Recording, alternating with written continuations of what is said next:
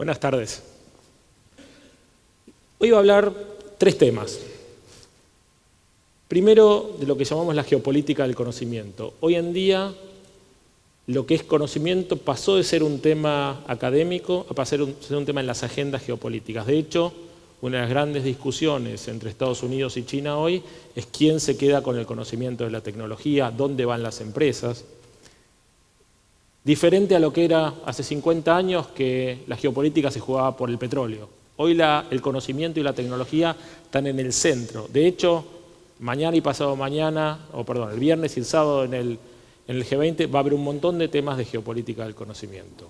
El balance de poder entre los países se define en buena medida por eso. Entonces vamos a hablar un poquito de eso. Vamos a hablar de mi trabajo, de su trabajo.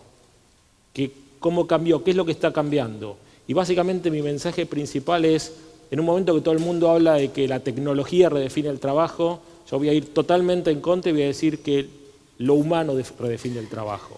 Y les voy a contar por qué. Y por último, y para mí lo más importante, es que quiero yo, es la mirada en el espejo. Esto se trata de, para todos nosotros, darle un propósito a lo que hacemos, a nuestras carreras. De nada sirve ser el mejor experto en un tema si eso es un traje que me queda incómodo, ¿sí? Que no es lo que realmente quiero hacer de mi vida.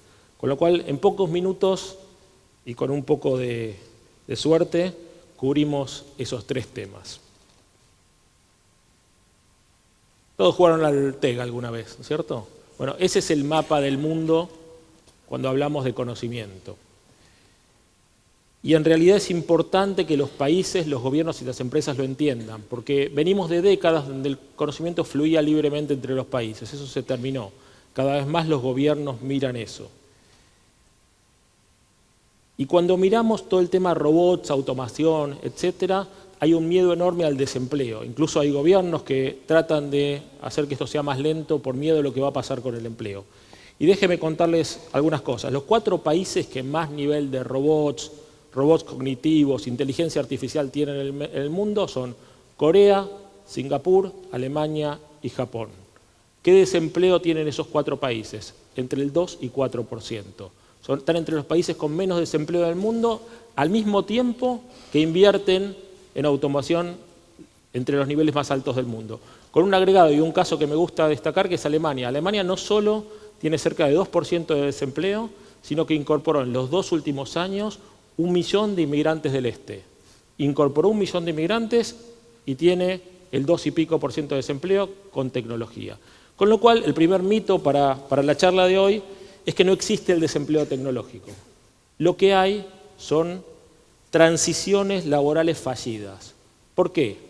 Cuando tengo un sistema rígido, que una persona que pierde el empleo en un lado no es capaz de reinsertarse, porque no tengo sistema educativo, porque no tengo leyes, por los sindicatos que no ayudan, etcétera, ese desempleo queda en su lugar y el empleo se va a otro lado. En los países que tienen esas transiciones bien desarrolladas, Alemania es un modelo, logran reinsertar y generar continuamente empleo para lo que se va liberando en otro lado. Y acá la educación es central y, como les decía, los sistemas laborales son centrales. El segundo tema importante es entender dónde se genera el trabajo. Hoy en día el trabajo se genera donde hay creatividad e innovación, ¿sí? Donde hay rutina, el trabajo desaparece. Siempre yo digo que si te aburrís en tu trabajo, tarde o temprano viene un robot a ocupar tu lugar, ¿sí? No hay alternativa. Aburrimiento significa que una máquina es perfectamente capaz de reemplazarte. Y cada vez más en tareas que eran aburridas pero relativamente complejas, los robots sin ningún problema cubren ese lugar. En Buenos Aires llevamos desarrollados casi 300 robots cognitivos que funcionan perfectamente y cada vez más toman las tareas de gente que a su vez se dedica a supervisar esos robots. No es ciencia ficción, es hoy.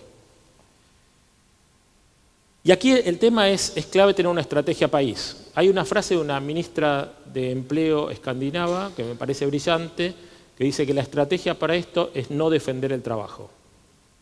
No, parece raro para un ministro de Empleo decir que no va a defender el trabajo, va a defender al trabajador. Y eso que parece una sutileza, un juego de palabras, es la esencia de todo. En la medida que nos concentramos a defender una tarea, no nos focalizamos en la gente y no los entrenamos para que puedan ocupar el otro lugar. En cambio, si pensamos en la persona, el trabajador, y nos despreocupamos del trabajo, porque el trabajo va a desaparecer y aparecer en múltiples lugares, pero si miramos esas transiciones es donde logramos ocupar a esa persona en el largo plazo. Entonces, y esto es algo que propongo, digamos, como política de Estado, una política de Estado que defienda al trabajador, pero eso necesariamente significa olvidarse un poco de defender cada trabajo o cada tarea en particular. Y el tema es, hay muchos fanáticos de Adam Smith y en realidad la mano invisible funciona. Esto se acomoda solo, me dicen. ¿Sí? Total, donde haya más productividad irá más gente y se acomoda. La mano invisible funciona, pero funciona en escala global. Entonces, si un país de Asia es más eficiente que la Argentina o que cualquier otro, la mano invisible se va a llevar el trabajo de un lado para el otro. La única manera de trabajar con eso es políticas de Estado, educación y flexibilidad. No hay alternativa. Entonces, es central entender que las políticas de Estado generan. Y otro argumento también es, para aquellos que son fanáticos del libre mercado, es entender que muchas de las innovaciones vienen del Estado. Sin ir más lejos, Internet es un proyecto del gobierno de Estados Unidos en los años 60. Y si no, no existiría Internet. El Estado es central en trabajar con el sector privado, generando las políticas que después terminan generando empleo. Y lo más grave de esto es que cada vez entramos en la época del conocimiento en un esquema donde el ganador se lleva todo. Si miran las grandes empresas, Google, Amazon es prácticamente dominante y está haciendo quebrar a todos los retailers de Estados Unidos. ¿Sí? La publicidad pasa por Google y por Facebook principalmente en todo el mundo. Entonces los ganadores se llevan casi todo. Y estamos en un modelo que es como si estuviéramos cenando en una mesa, ¿sí? Comida muy rica, pero esa mesa es complicada porque si no logramos estar como comensal sentados, probablemente estemos en el menú. Entonces, ese es el futuro del conocimiento, con lo cual es un panorama complicado y en muchos sentidos difícil de manejar. Segundo tema que les comentaba es mi trabajo. Y mi postura es que a tope de eso está lo humano. Este no voy a ir por todos los números, es un trabajo que hicimos para la Argentina, en diversas industrias, entendiendo qué porcentaje de las tareas eran potenciadas por nueva tecnología y cuáles eran eliminadas. En la columna que está más a la derecha, en total aparece un 13% eliminadas, pero aparece un 72% potenciadas. Entonces hay una oportunidad enorme si logramos usar esa parte que se potencia. Y lo eliminado es relativamente poco.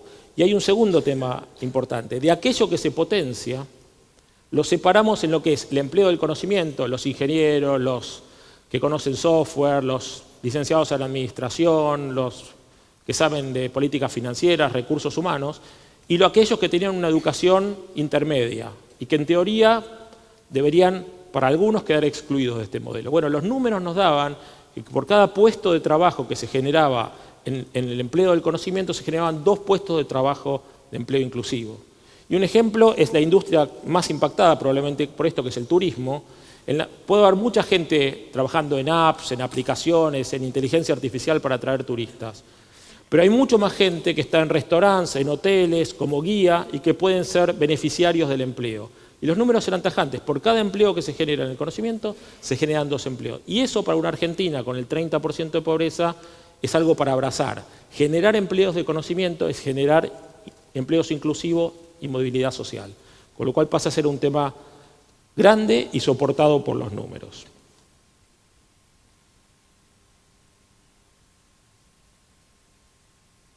En realidad, cada vez más, el trabajo, lo que hace la tecnología con el trabajo es comoditizarlo. Y la diferencia de una organización, de una empresa, es lo humano, es la creatividad y lo que puede generar cada persona. Con lo cual, más que una era tecnológica, es una era donde tenemos que mirarnos a nosotros mismos y entender que podemos hacer distinto, porque no lo va a hacer un robot. Entonces, el enfocarse en uno, en generar un empleo cada vez más humano, está la diferencia y la diferenciación entre las empresas. Y hay una parte de esa parte humana que creo que tenemos que trabajar mucho todavía, que es la diversidad. En un mundo de talento, a mí no me importa cómo viene el talento, ni de qué color ni en qué frasco, porque vienen frascos distintos y en colores distintos y cuanto más distinto mejor. Entonces, en ese mundo, ¿cuál es tu preferencia sexual? ¿De qué género sos? ¿De dónde venís? ¿Qué idioma hablás? ¿Qué ideología tenés? Es algo no solo que no me debería importar, debería importarme y mucho para generar equipos que tengan esa diversidad. De hecho, cuando uno estudia los grandes errores que cometen las organizaciones o los gobiernos, son equipos homogéneos. Cuando un equipo piensa todo igual, realmente nadie está pensando. Y entonces vamos todos juntos, estamos todos de acuerdo y vamos derecho al abismo.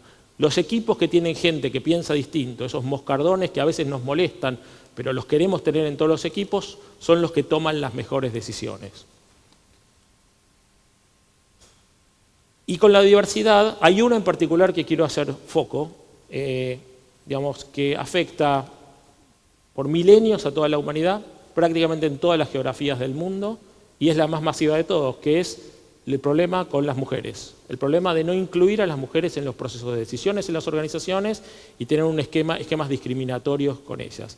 Con lo cual, yo creo que esas cosas hay que visibilizarlas. Y le voy a contar, para los varones nos cuesta mucho visibilizar esto, porque muchos dicen, bueno, pero las leyes están, las condiciones están, y si no llegan es porque no llegan o porque eligen otras cosas.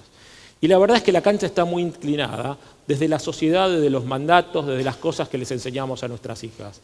¿Y cómo lo visibilicé yo con una historia personal? Esta es una foto muy vieja, tiene 100 años. Es mi bisabuela con mi bisabuelo. Y esta foto en un momento la encontré en un arcón viejo lleno de fotos. Me gustó porque quería tener una en mi oficina de casa, la saqué, la puse. Y un día medio aburrido en un conference call, la empecé a mirar y vi arriba a la derecha que tenía una marca medio rara. ¿Sí?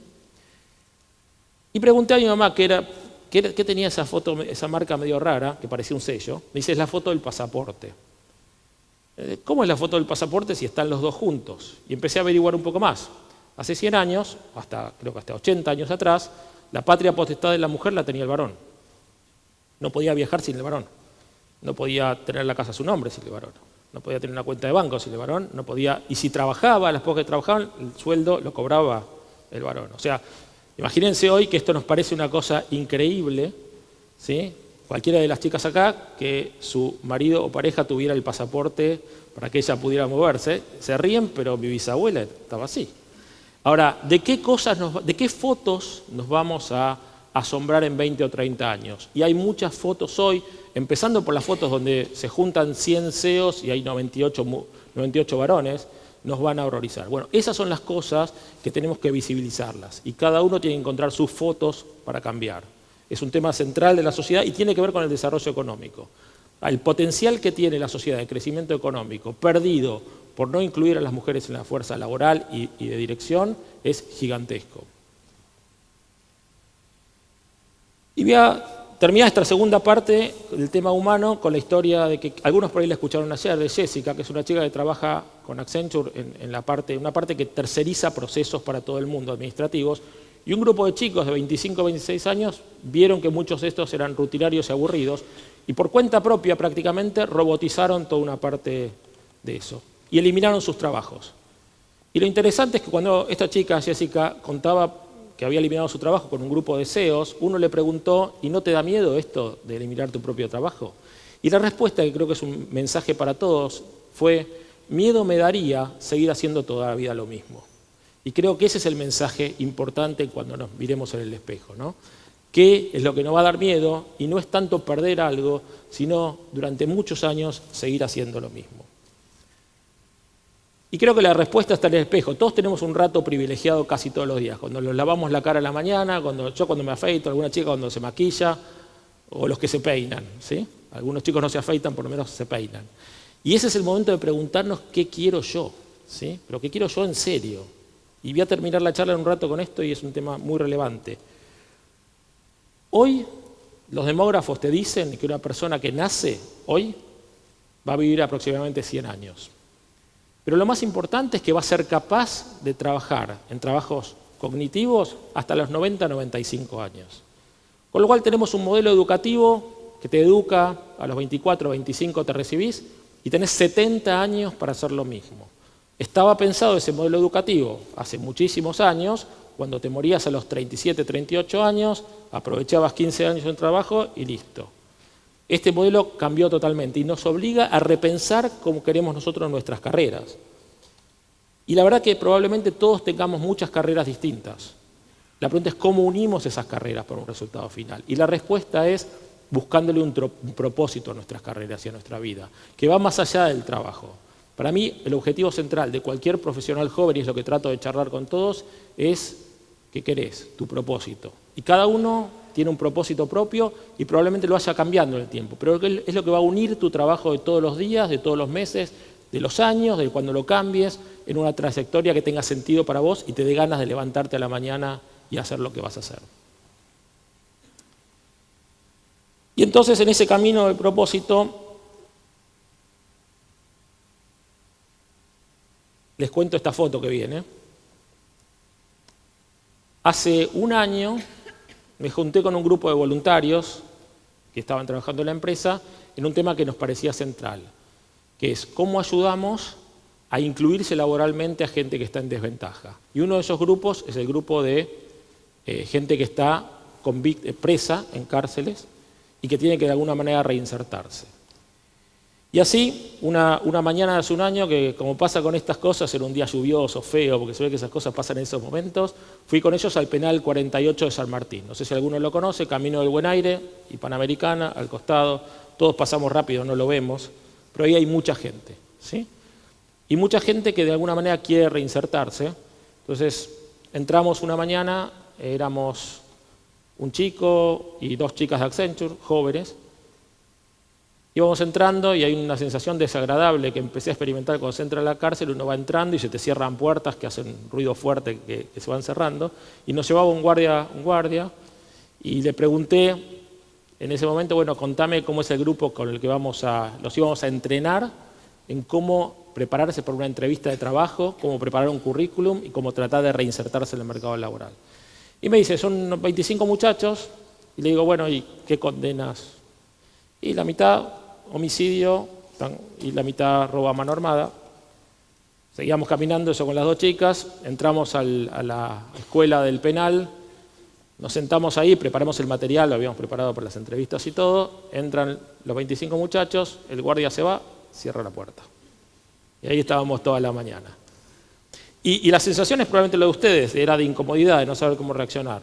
Este era un grupo que trabajaba con espartanos y la verdad que esa mañana, honestamente, me cambió muchas cosas de cómo veía yo a ellos, que uno trata de verlos adentro de la cárcel. Y la verdad, después de la charla, después de charlar con ellos, lo que me pegó más fuerte fue uno de ellos que me miró y me dijo, ¿me vas a ayudar a conseguir trabajo cuando salga? Porque si no, no sé qué voy a hacer. Y ahí, digamos, un poco hablando de propósito, dije, bueno, si yo no hago nada, la próxima vez me lo voy a encontrar con un revólver en el medio y yo no voy a haber hecho nada, porque no les estamos dando mucha alternativa. Entonces ahí me di cuenta que realmente había que darle importancia a esas cosas. Y entonces les quería contar un poco cómo empecé a armar de a poco ese propósito personal. Para mí, definitivamente, más allá de hacer mi trabajo en una organización que quiero que crezca, y quiero dar trabajo a excelentes profesionales, quiero ayudar a los que están afuera, ¿sí? Quiero que de alguna manera los que están fuera del sistema vayan encontrando su lugar. Quiero incluir gente en todo lo que pueda con la educación. Quiero maximizar la diversidad en todos los grupos que esté, porque entiendo que eso es mejor. Y especialmente en los temas de género. Y les quiero terminar con otra historia. En Oxford, hace unos 10 años, me tocó ir y estaba con un grupo éramos 25, que eran o C-level o algunos CEOs globales, en una charla y un café que organizaba un profesor de psicología conductual. Y era un café, que no sabíamos qué iba a pasar. Uno de los que estaba conmigo era el jefe del ejército de un país del G20, no importa cuál. Y entonces empieza con él, este hombre, a decirle, ¿qué querés? El hombre lo mira, porque no le dice nada más. Dice, no, bueno, yo quiero que el ejército de mi país sea profesional, sea serio, defienda. Lo interrumpe este hombre y le dice, no me entendés, ¿qué querés? Piensa un poco más y dice, bueno, aparte quiero que estén motivados y que la tecnología, vuelve a interrumpirlo, no me entendés, ¿qué querés? Bueno, la cuarta vez que lo interrumpe, que ya se había quedado sin respuestas de esta persona, se pone a llorar, el general. Y en realidad me dejó una impresión que me marcó, diría, por meses. Y en realidad lo que si quieren al final de esta charla, hablando de propósito y encontrar lo que cada uno quiere hacer más allá del trabajo o dentro del trabajo, pongo mi deseo para todos ustedes y definitivamente lo que quiero para mí es cuando alguien me pregunte ¿qué querés? Una vez, 2 veces, le pueda contar mi propósito con una sonrisa y no terminar llorando. Gracias.